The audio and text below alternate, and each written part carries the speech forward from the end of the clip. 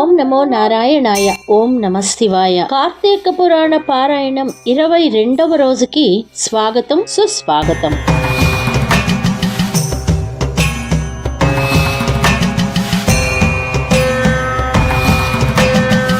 క్రిందటి రోజుల పారాయణాల్లో మనం చెప్పుకునే పురంజయుడి కథ అత్రి అగస్త్య మహామునుల మధ్య సంభాషణగా వశిష్ఠుల వారు జనక మహారాజుకు చెప్తున్నారు. ఈ విధంగా వశిష్ఠుడు పురంజయుడిని ఆశీర్వదించి అక్కడి నుంచి వెళ్లిపోయారు.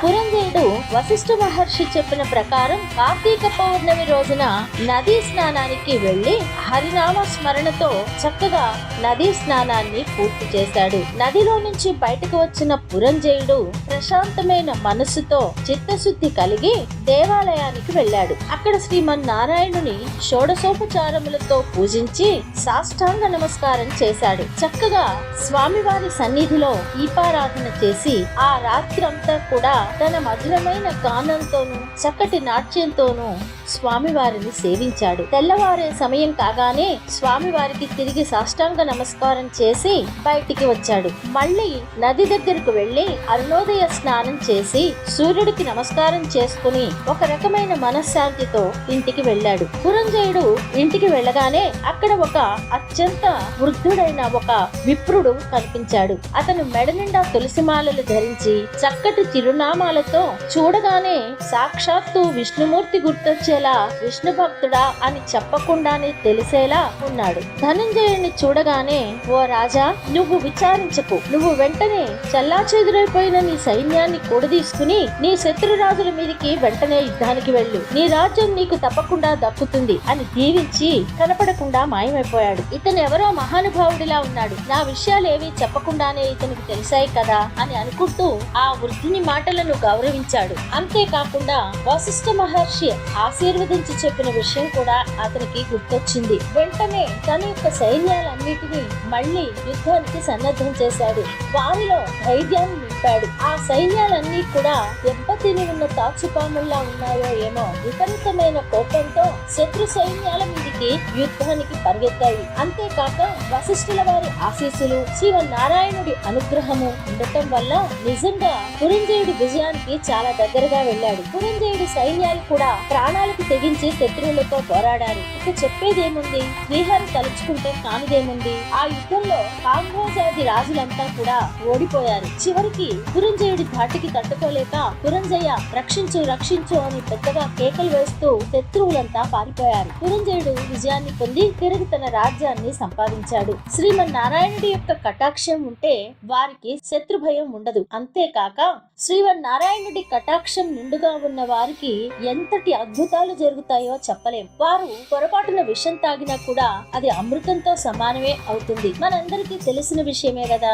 ప్రహ్లాదుడికి తండ్రి విషాన్ని ఇస్తాడు, కానీ ఆయన శ్రీహరి అంటూ ఆ శ్రీహరి నామాన్ని జపించి తాగేస్తాడు. అది అమృతమయ్యి అతనికి మరింత తేజస్సునిచ్చిందే కానీ అతని ప్రాణాలను తీయలేదు. శ్రీహరి కటాక్షం ఉంటే ఎంతటి దరిద్రులైనా సంపన్నులు కాక తప్పదు. సూర్యచంద్రులు ఉన్నంత వరకు కూడా ధ్రువుడు చిరంజీవిగా వరం పొందాడు అంటే సాక్షాత్తు శ్రీమన్నారాయణుడి కటాక్షమే కదా. హరినామ స్మరణ చేసిన వారికి అస్సలు శత్రు భయం ఉండదు. అంతేకాక వారి పట్ల ఎవరైనా అధర్మంగా ప్రవర్తిస్తే అది ధర్మంగా మారి వారిని రక్షిస్తుంది. అదే శ్రీహరి కటాక్షం లేకపోతే ఎంతటి సంపన్నులైనా దరిద్రులే అవుతారు. వారిని తాడే పామై కరుస్తుంది. కాలకూట విషయాన్ని చిమ్ముతూ ఉంటుంది. కనుక నిరంతరం శ్రీహరి నామస్మరణ చేస్తూ కాలం గడిపితే ఎటువంటి కాలమైనా అనుకూలంగా మారుతుంది అనడంలో సందేహం లేదు. కార్తీక మాసం అంతా కూడా నదీ స్నానం చేస్తూ దేవాలయాలలో దీపం వెలిగిస్తూ చక్కగా పురాణ పఠనం చేసే వారికి ఎంతటి ఆపదలైనా తొలగిపోతాయి, అన్ని సౌఖ్యాలు కలుగుతాయి. విష్ణు భక్తితో శ్రద్ధగా కార్తీక మాసం చేసిన వారికి ఎంతటి పుణ్యమో చెప్పలేం. అసలు ఈ వ్రతాన్ని చేయటానికి స్త్రీ పురుష భేదాలు కాని, చిన్నవాళ్లు వృద్ధులు అన్న వయోభేదం కాని, కులము వర్ణము అనే భేదం కాని ఏవీ లేవు.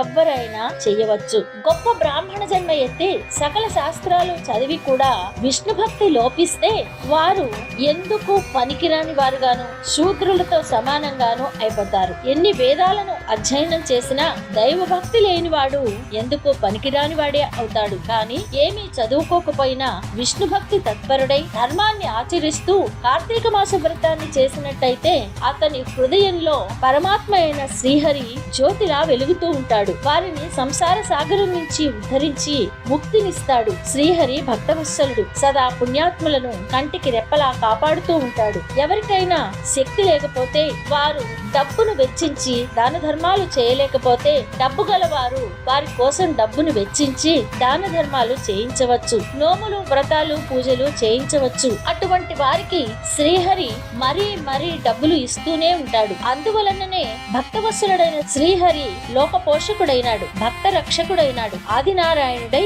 తన భక్తులను ఎప్పటికప్పుడు కాపాడుకుంటూ వస్తాడు. అంతేకాక శ్రీమన్నారాయణుడు సర్వాంతర్యామి, నిరాకారుడు, నిర్వికల్పుడు, నిత్య ఆనందుడు, నీరజాక్షుడు అయిన శ్రీమన్నారాయణుడు 14 లోకాలను తన పొట్టయందే పెట్టుకొని రక్షిస్తూ ఉంటాడు. అందుకే ఆదినారాయణుడైనాడు. అటువంటి శ్రీ మహావిష్ణువుకు అతి ప్రియమైన కార్తీక మాస వ్రతాన్ని భక్తి శ్రద్ధలతో ఎవరైతే చేస్తారో వారి ఇంట శ్రీ మహావిష్ణువు లక్ష్మీదేవితో కలిసి కొలువై ఉంటాడు. ఆ ఇల్లు సిరి సంపదలతో కళకళలాడుతూ ఉంటుంది. కార్తీక మాసంలో బాహ్యాంతర శుచి అయి ఎవరైతే పురాణ పఠనం చేస్తారో పితృదేవతలు సంతృప్తి చెందుతారు. వారి వంశాన్నంతటిని తరింపజేస్తారు. ఇందులో ఎటువంటి సందేహము లేదు. కనుక సాక్షాత్తు శ్రీమన్నారాయణుడి కటాక్షం కోసం కార్తీక మాసం చేసిన ప్రతి మనిషి కూడా పుణ్యాత్ముడై సకల పాపాలు నశించి అన్ని కష్టాల నుంచి దూరమవుతాడనడంలో ఎట్టి సందేహము లేదు. ఇది 22వ అధ్యాయం. ఈ